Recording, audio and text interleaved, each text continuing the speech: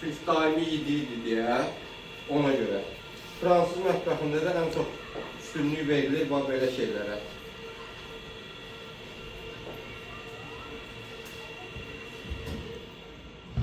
Belə təmizlədim. Burada görürsünüz, bax. Bunu götürə bilərdim, bu saxladım üstündə. Biraz burada yağlı hissəsi qaldı. Bunu belə götürsəydi, gələcəkdi, bax, belə vuracaq. Burada da uc hissəsi qalacaqdı bunun kimi.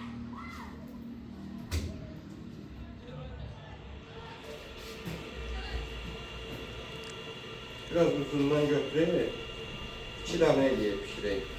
Ortadan bölək, 2 dənə pişirək ki, tavamıza yerləşsin də, tavamız uzun o boyda böyüdək. Amma əslində bunu töküm tavada eləyə bilərsiniz.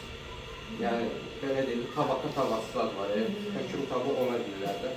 Bir də ki, ızqarada eləyə bilərsiniz ki, möhürləyə bilərsiniz yaxşı. Bunda nə?